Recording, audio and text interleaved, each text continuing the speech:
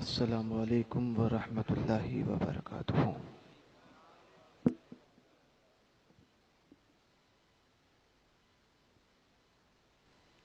ایک مرتبہ نہایت ادب و احترام کے ساتھ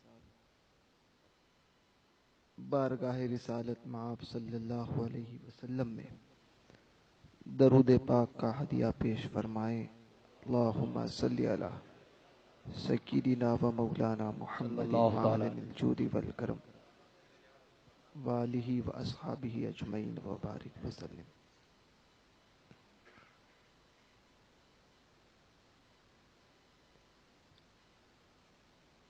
چونکہ جلسے کا وقت ختم ہوا اور جلسے کا وقت ختم ہونے کے وقت میرا وقت آیا، پیچھے مڑ کر دیکھا تو جتنے علماء تھے ایک ایک کر کے وہ سارے نکل گئے، چند باقی ہیں اور زیادہ وقت ہوگا تو کہیں وہ بھی نہ چھوڑ کر چلے جائیں۔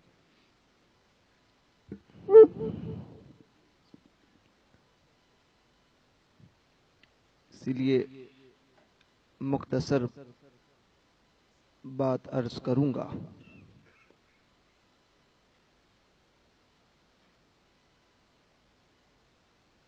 منبر پر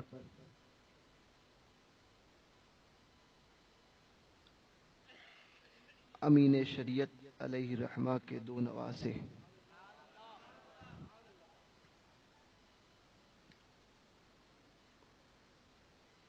جلوہ افروز ہیں، اور حماد میاں صاحب سے میرے تعلقات اس وقت سے ہیں کہ حضور امین شریعت رحمت اللہ تعالی علیہ نے کانکیر کی سرزمین پر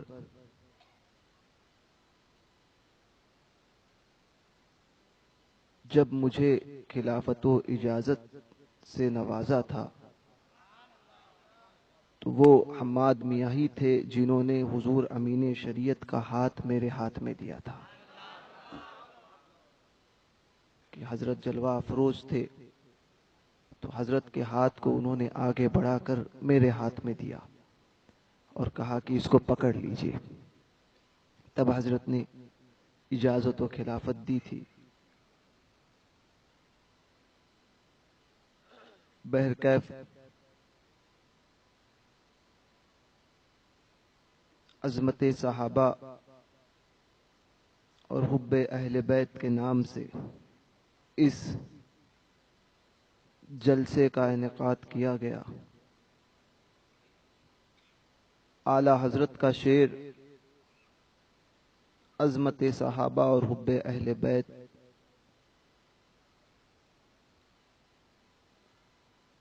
کے لیے وہ شعر کافی ہے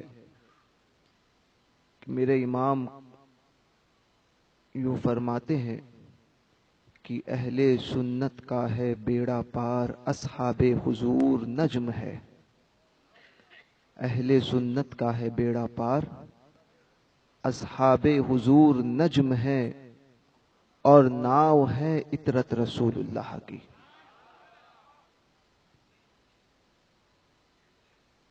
اعلی حضرت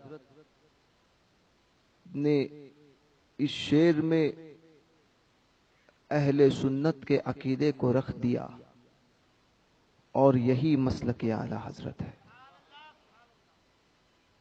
کہ سنی وہ ہے جو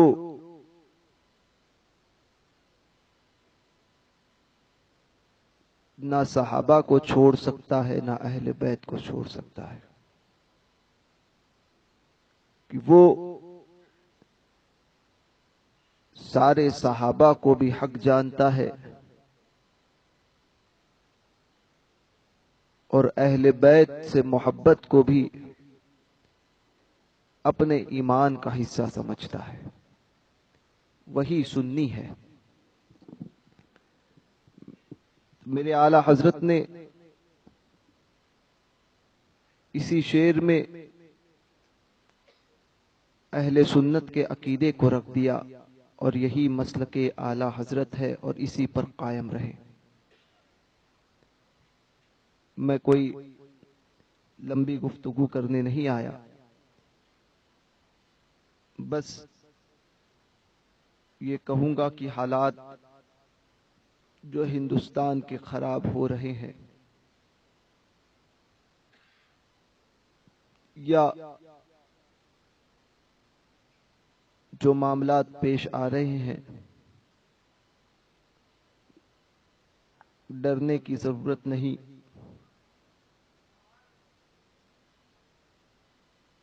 اسی لیے کہ خوف نہ رکھ رضا ذرا، تو ہے عبد مصطفیٰ، تیرے لیے امان ہے، تیرے لیے امان ہے۔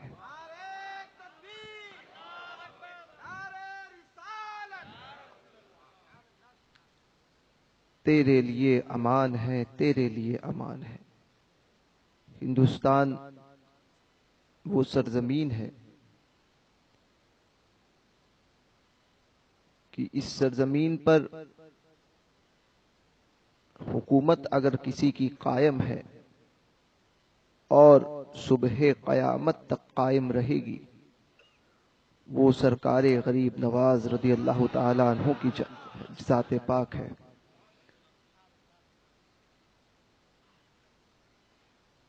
اور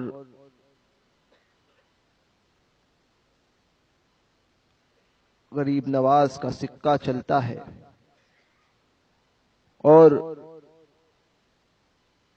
اس سکے کو اس دور میں ہم اعلی حضرت کے نام سے یاد کرتے ہیں کہ ہر دور میں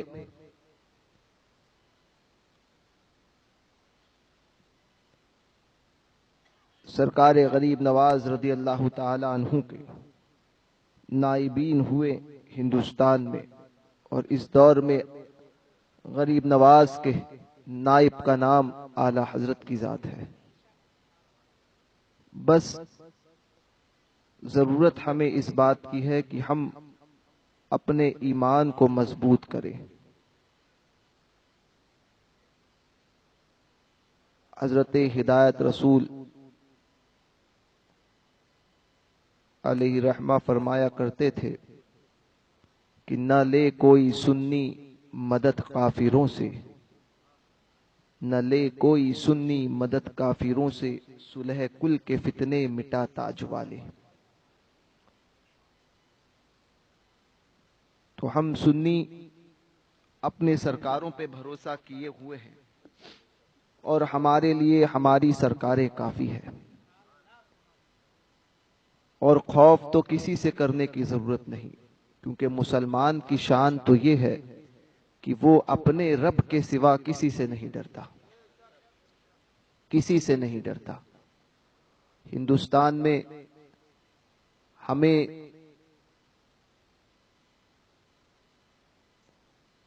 کوئی کیا انصاف دلائے گا،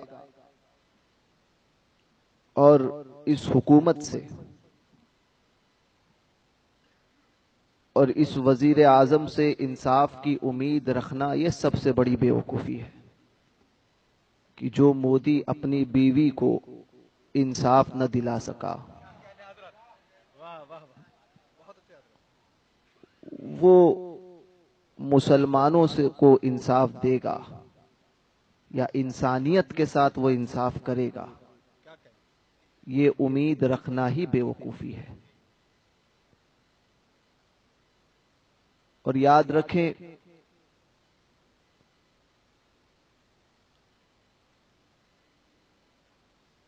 حق چاہے ہر دور میں کم ہی کیوں نہ ہو یا تھوڑا ہی کیوں نہ ہو، غالب وہی آتا ہے، مگر ضرورت اس بات کی ہے کہ ہمیں اپنے حق کو باطل کے ساتھ ملانے کی ضرورت نہیں۔ مجھے اچھی طرح سے یاد ہے میرے بچپن میں ہمارے ابا نے ایک واقعہ مجھے بتایا تھا کہ 1965 میں غالباً جب مسجد اقصی کا معاملہ پیش آیا تھا بمبئی میں، اس کے خلاف پورے ہندوستان میں احتجاج ہوئے تھے۔ بمبئی میں بھی احتجاج کے معاملات چلے تو اس وقت جماعت بھوری جو ایک فرقہ ہے باطلہ، تو اس کا جو امام تھا جو ابھی جہنم رسید ہوا، برہان الدین، لوگ آ کے اس کے ٹس لگاتے ہیں T.U اور .S، اس کا فل فارم ہم نے یوں رکھا تھا کہ تمام الوؤں کا سردار۔ بہرکیف تو وہ برہان الدین، وہ خبیث آیا 1.5 لاکھ کے جلوس کو لے کر، جس میں وہابیہ بھی تھے اور دیابنا، جماعت غیر اسلامی، خارجی، شیعہ، تمام فرقہ باطلہ تھے اور کچھ صلح کلی حضرات بھی تھے، اور اس نے پیشکش کی حضور سید العلماء کی بارگاہ میں، سید شاہ آل مصطفیٰ مارہروی، وہ بمبئی کا شیر، بے تاج بادشاہ، حضور سید العلماء کو اس نے کہا کہ 1.5 لاکھ کے لوگ، 1.5 لاکھ کی تعداد میرے پیچھے چل رہی ہے اور انہوں نے مجھے اپنا قائد مانا ہے، میں چاہتا ہوں کہ اس جلوس کی قیادت آپ کریں۔ حضور سید العلماء نے جواب دیا، الحمدللہ،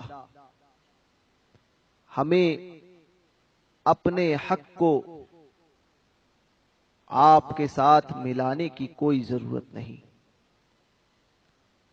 اور سنیوں کو کوئی ضرورت نہیں کہ وہ باطل کے ساتھ مل کر احتجاج کرے، بلکہ آل مصطفیٰ کو اگر جلوس نکالنا ہے تو آل مصطفیٰ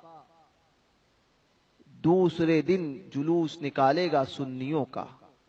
مجھے اپنے حق کو تمہارے ساتھ ملا کر داغدار نہیں کرنا ہے، ہمیں سنیوں کو کسی کی ضرورت نہیں۔ یہ کہہ کر حضور سید العلماء نے ان لوگوں کو روانہ کیا۔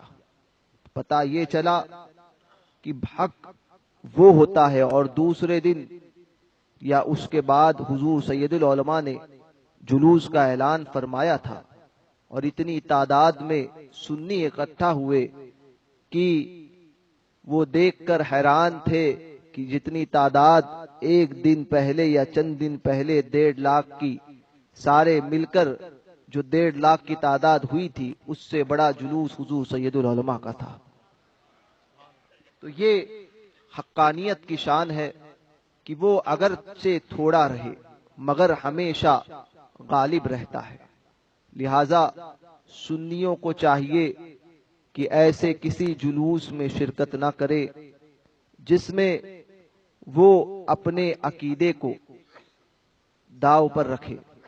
یاد رکھیں، جب عقیدہ اور ایمان کی بات، عقیدہ اور جان کی بچانے کی بات ہو، اور جب یہ طے کرنا ہے کہ عقیدہ بچائیں یا جان بچائیں، تو اس وقت یاد رکھے کہ جان کو ہیچ جانے عقیدے کے سامنے، یعنی جان کو ہلکا سمجھے عقیدے کے بچانے کے سامنے، اور جان کو دے دے مگر عقیدہ بچائیں۔